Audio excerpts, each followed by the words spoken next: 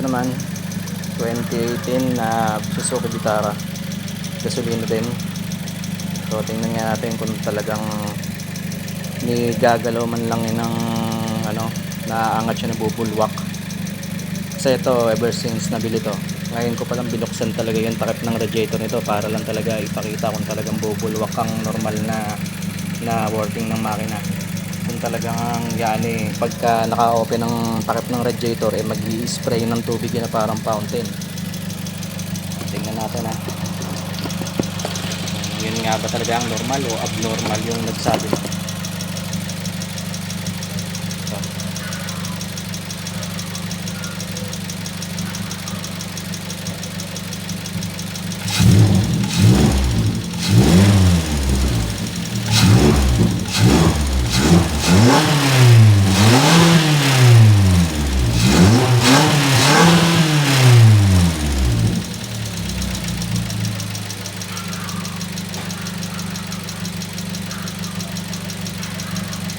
Di man lang umangat to, wala man lang talsik ng tubig oh.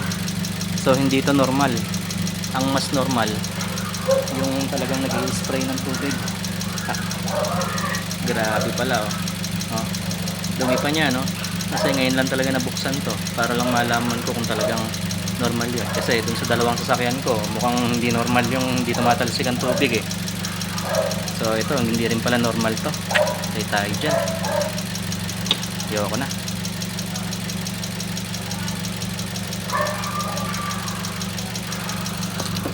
Puro mga ano pa to, puro mga kailangan i-overhaul to. Kasi ang normal yung nag-i-spray ng tubig eh, yung bumubulwak eh. Eto, tatlong sasakyan na na-testing to eh. Meron pang tatlo pa ulit dito. Ito pa isa, ayun pa dalawa. Na-testing din kaya yung kayang motor ko, testingin ko rin kung ano, baka bumubulwak din.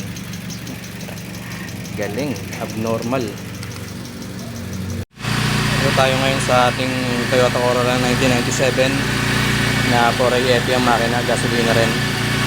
So yung sinasabi na normal na magbe-burp yung magpa-fountain ng radiator pagka nakabukas ang takip ng pag ni-rev mo. Kaya tingnan nga natin kung normal. Meron na tayong ginawa dun sa L2 natin na 45.6 ang makina ng turbo. Parehas tong wala ng thermostat, rekta na to. So tingnan nga natin kung talagang magpa-fountain siya kapag ni-rev ng nakabukas ng takip. So ito delikado to kasi mainit na yan, nakainit na yung makina niyan. Tingnan natin kung talaga nagpa-fountain yan. Partida, napakarumi pa ng radiator nito, never pa nalinis to. Ito simula nung napunta sa amin to noong 2009, never pa naibaba makina nito, pero nakailang overheat na to. Pero ayan pa rin, buo pa rin. So, tingnan nga natin.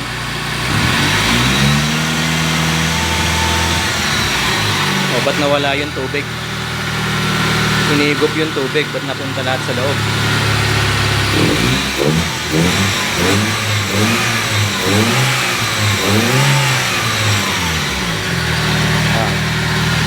So yan, bumubula yan dahil napakarumi ng radiator. Hindi naman kasi nagagamit to, puro kalawang na radiator sa loob. Kaya yan, itong head gasket din yan, hindi ko lang din sure, pero ito kasi napakarumi. Tsaka wala siyang fountain na nangyayari. Hinihigop pa nga yung tubig eh. Kaya hindi ko rin sure kung malumi nga lang talaga o head gasket na yan. Pero ito, hindi nagpa-fountain ito. Kaya tsaka nawawala rin ng ano eh, yung bubbles nito nawawala rin. Parang merong nawawash out eh. Pero hindi yun ang pinapoint ko. Pinapoint ko, hindi naman talaga nagpa-fountain kapag ka maayos ang makina mo.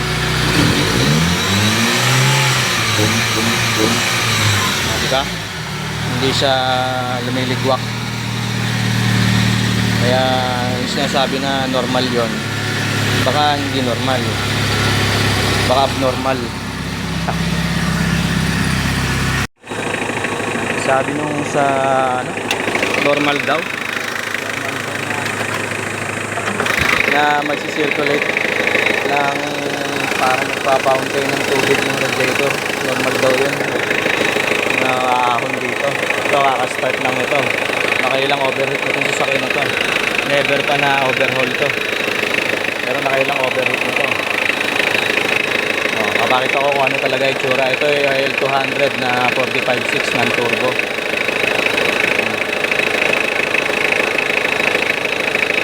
Ayan. Ayan lang ang talsik niyan. Pag ginirev mo yan,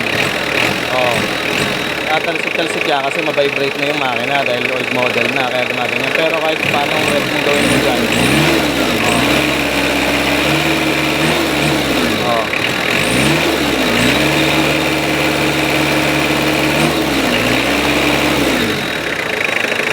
nasa si Boy Geng na sinasabing normal daw yung nagiging parang ano yung fountain yung radiator niya pag nire-rev.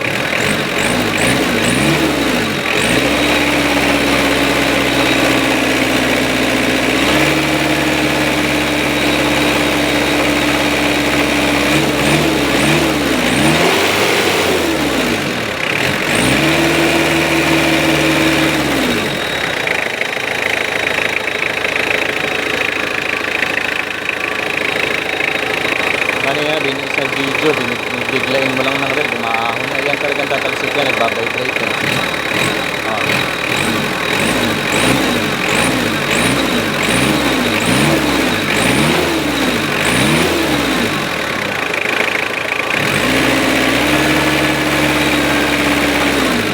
Kaya walang halo ang purong tubig lang talaga yung distilled yung nakalagay dito, walang langis yung makina hindi rin kumakain ng tubig.